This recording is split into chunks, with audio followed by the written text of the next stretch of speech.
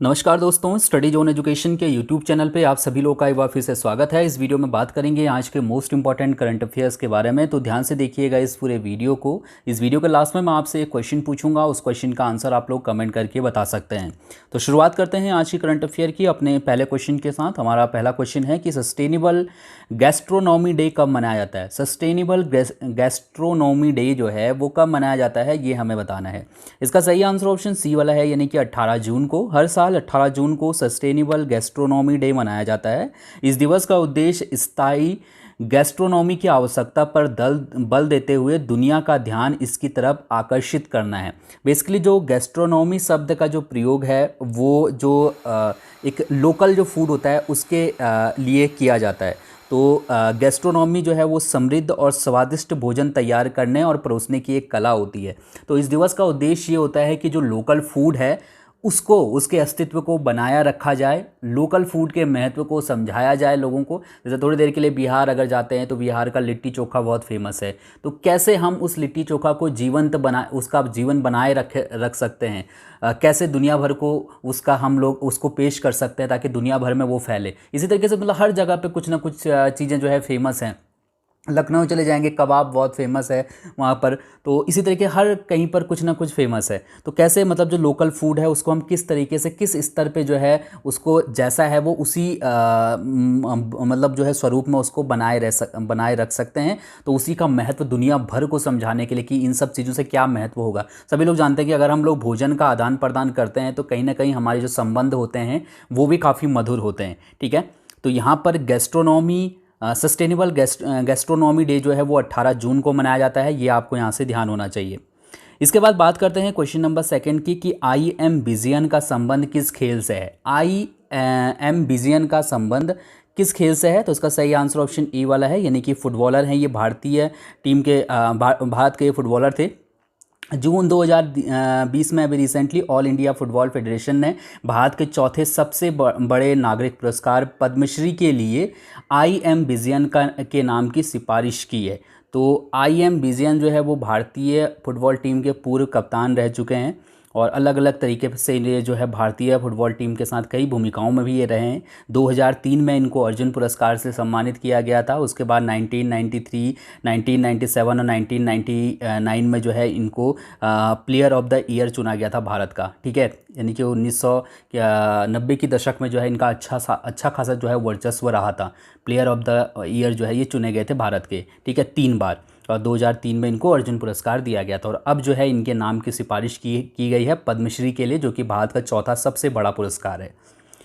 इसके बाद बात करते हैं क्वेश्चन नंबर तीसरे की कि किस राज्य ने 18 जून को मास्क दिवस के रूप में मनाने का फैसला किया है। 18 जून को जो है कर्नाटक ने मास्क दिवस के रूप में मनाने का फैसला किया है। आप सभी को पता है कि मास्क जो है इस वक्त काफ़ी महत्वपूर्ण भूमिका अदा कर रहा है कोरोना वायरस से लड़ने में। तो उसी का जो है महत्व प्रदर्शित करने के लिए कर्नाटक सरकार ने ये फैसला किया है कि हम 18 जून को मास्क दिवस मनाएंगे। ठीक है, सो कर्नाटक यहाँ पर सही हो जाएगा। अगला क्वेश्चन है हमारे पास, क्वेश्चन नंबर चौथा है कि एशियाई युवा पैरा गेम्स 2021 का आयोजन किस देश में किया जाएगा। एशियाई युवा पैरा गेम्स का जो आयोजन है वो बहरीन में किया जाएगा, यानी कि ऑप्शन ई वाला बिल्कुल सही है। दिसंबर में जो है 1 दिसंबर से 10 दिसंबर तक इनका आयोजन होने वाला है और ये पहला अवसर है जब बहरीन इस तरीके के किसी बड़े पैरा प्रतियोगिता का जो है यहाँ पर मेज़बानी कर रहा है। इन खेलों में 20 साल से कम उम्र के 800 खिलाड़ी जो है हिस्सा लेने की यहाँ पर संभावना व्यक्त की गई है। तो फिलहाल में मैंने ये क्वेश्चन आपको बता दिया है क्योंकि ये बहरीन को जो है एशियाई युवा गेम्स के लिए चुना गया है 2021 के लिए, और जब दिसंबर में इनका आयोजन होगा तो उस वक्त फिर से हम लोग अगले साल बात करेंगे। बहरीन की अगर हम बात करते हैं तो बहरीन की राजधानी मनामा है और यहाँ की जो मुद्रा है वो है बहरीन दिनार। मैप में अगर मैं आपको दिखाऊं तो ये अपना इंडिया है और जस्ट सामने अगर हम यहाँ पर जाएंगे तो ये जो है यहाँ पर बहरीन पड़ता है। अगर मैं इसको जूम करके दिखाऊंगा तो आपको ही दिखेगा कतर के बगल में। ठीक है, ये हो गया यहाँ पर कतर है और ये जो है ये बहरीन के अंतर्गत आता है। ठीक है, तो इनकी जो राजधानी है मनामा वो भी यहाँ पर आपको दिखाई दे रही है। मुद्रा क्या है यहाँ की, मुद्रा है दिनार, जो कि मैंने आपको बता ही दिया है। ठीक है, चलिए अगले क्वेश्चन की तरफ चलते हैं। क्वेश्चन नंबर 5वां है कि निम्नलिखित में से किसके द्वारा लगातार 8वीं बार बुंडेसलीगा फुटबॉल लीग का खिताब जीता गया है। बुंडेसलीगा फुटबॉल लीग का जो खिताब है वो रिसेंटली अभी ब्रायन म्यूनिक ने जीता है, ब्रायन म्यूनिक, ठीक है। और इसके द्वारा जो है अभी रिसेंटली जो बुंडेसलीगा लीग था उसका आयोजन फ्रांस में किया जा रहा था, तो इसी को जो है ब्रायन म्यूनिक ने जीता है। तो इसी यहाँ से ध्यान रखिएगा, जो ये लीग है इसकी शुरुआत 1963 में की गई थी और तब से ब्रायन ने 58 में से 30 बार जो है ये खिताब हासिल किया है और इस बार भी लगातार 8वीं बार जो है इसने ये खिताब जीता है। जो ये ब्रायन म्यूनिक है ये एक फुटबॉल क्लब है, जर्मन फुटबॉल क्लब, ठीक है। तो ये आप यहाँ से याद रख सकते हैं, याद रखिएगा इस चीज़ को कि बुंडेसलीगा लीग जो फुटबॉल लीग है वो ब्रायन म्यूनिक ने जीता है, ठीक है। एक फुटबॉल क्लब है, German football club. Question number 6 है कि जून 2020 में किस देश ने मैच फिक्सिंग को अपराध का दर्जा बनाने के प्रस्ताव को मंजूरी दी है। इसका सही आंसर ऑप्शन सी वाला है, यानी कि अफगानिस्तान, पाकिस्तान।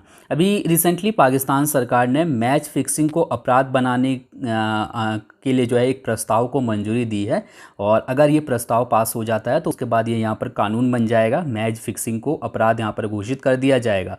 मैच फिक्सिंग के अलावा यहाँ पर जो है किसी भी तरह की कोई स्पोर्ट फिक्सिंग होती है तो उसको भी जो है अपराध के दर्जे में रखा गया है और इसके अंतर्गत कड़े जो है प्रतिबंध लगाने के साथ साथ इसमें जेल तक की जो है सज़ा का प्रावधान भी किया गया है। तो अगर ये प्रस्ताव पास हो जाता है तो यहाँ पर पाकिस्तान में जो है वो मैच फिक्सिंग अपराध की कैटेगरी के अंदर आ जाएगा। क्वेश्चन नंबर 7वां है कि ऑटिस्टिक प्राइड डे कब मनाया जाता है, ठीक है। ऑटिस्टिक प्राइड डे कब मनाया जाता है, तो इसका सही आंसर ऑप्शन सी वाला है, यानी कि 18 जून को।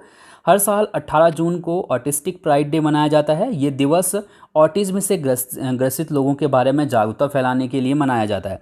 ऑटिज्म एक जो है न्यूरोलॉजिकल जो है विकलांगता होती है। तो इसमें क्या होता है, जिसको भी ये हो जाता है, ठीक है, बच्चों में, तो उनका जो मस्तिष्क का जो विकास है वो सही तरीके से नहीं हो पाता है, ठीक है।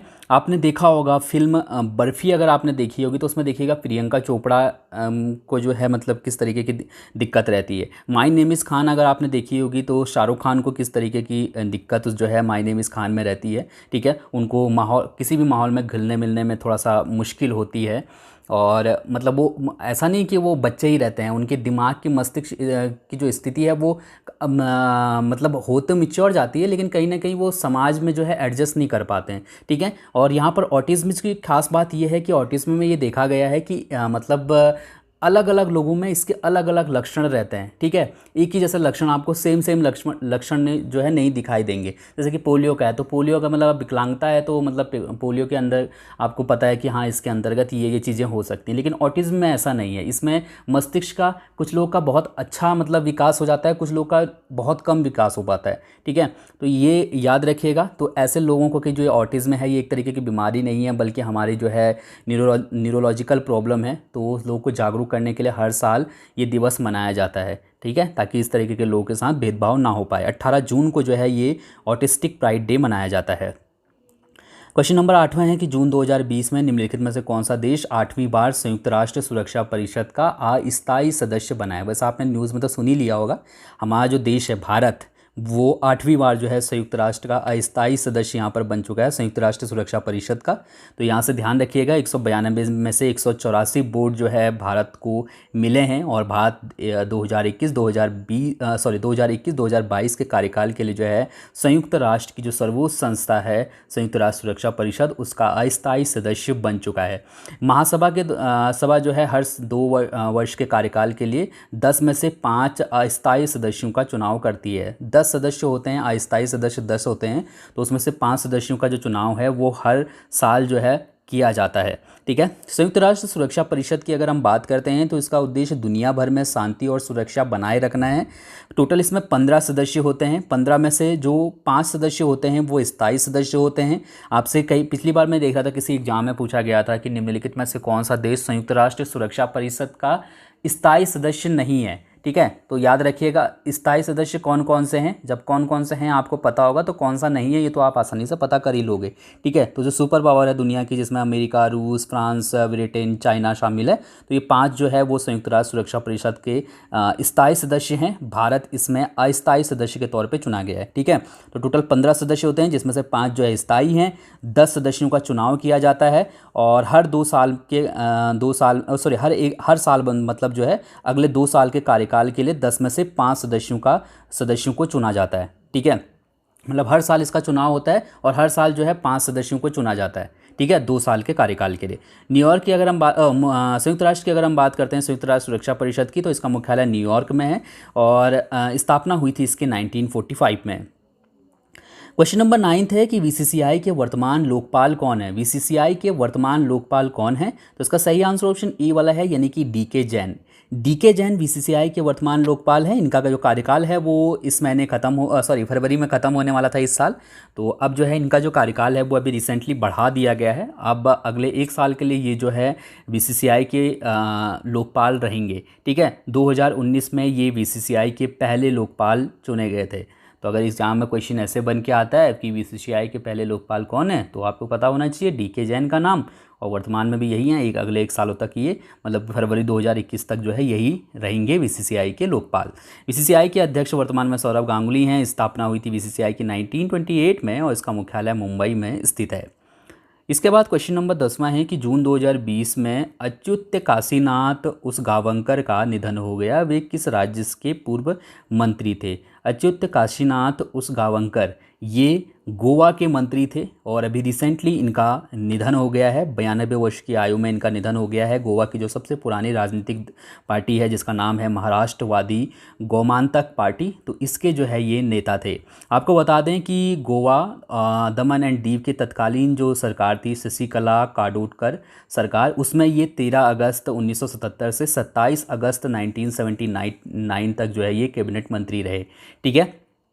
तो ध्यान होना चाहिए आपको। इसके बाद अगले क्वेश्चन की अगर हम बात करते हैं तो क्वेश्चन नंबर 11 है कि जून 2020 में फ्रांसीसी मीडिया और संचार कंपनी विडेंडी ने माई अर्थ कंसर्ट फॉर किड्स के लिए किसके साथ साझेदारी की है। माई अर्थ कंसर्ट फॉर जो कंसर्ट फॉर किड्स के लिए जो है अभी रिसेंटली विडेंडी ने साझेदारी की है किसके साथ, रिकी केस के साथ, ठीक है। और रिकी केस हैं कौन, तो रिकी केस एक ग्रैमी पुरस्कार विजेता हैं, एक भारतीय अमेरिकी संगीतकार, संगीत निर्माता और पर्यावरणविद हैं।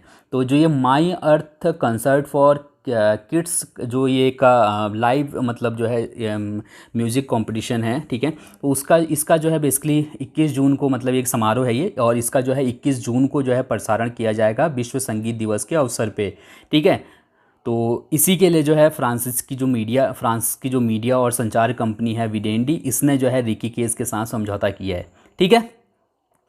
इसके बाद क्वेश्चन नंबर 12 है कि जून 2020 में किस मोटर कंपनी ने करुण वैश्य बैंक के साथ मिलकर सरल और फ्लेक्सिबल फाइनेंसिंग स्कीम शुरू की है।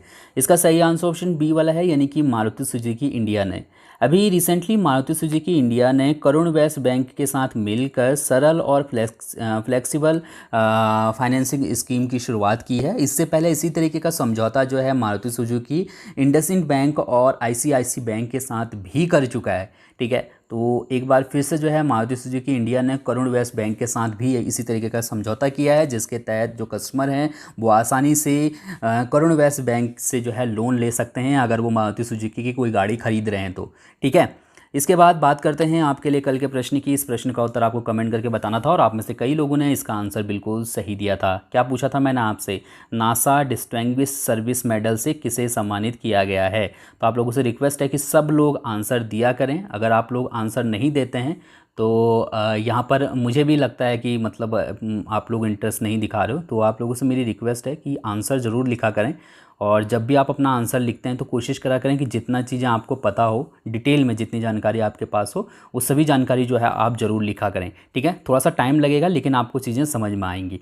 तो जो नासा डिस्टिंग्विश सर्विस मेडल पुरस्कार है वो रंजीत कुमार को दिया गया है, ठीक है। तो यहाँ पर से ऑप्शन ए वाला सही था। अब बात करते हैं आपके लिए आज के प्रश्न की। इस प्रश्न का उत्तर आप मुझे कमेंट करके बता सकते हैं। आपके लिए आज का प्रश्न है कि भारतीय मूल के मृदा वैज्ञानिक कौन हैं जिन्हें विश्व खाद्य पुरस्कार 2020 से सम्मानित किया गया है। विश्व खाद्य पुरस्कार 2020 से किसे सम्मानित किया गया है, भारतीय मूल के किस मृदा वैज्ञानिक को, ये आप कमेंट करके बता सकते हैं। थैंक यू सो मच इस वीडियो को देखने के लिए। आपका दिन शुभ हो। धन्यवाद। अगर आपको कोई पॉइंट इसमें समझ में ना आया हो तो आप कमेंट करके पूछ सकते हैं। Thank you.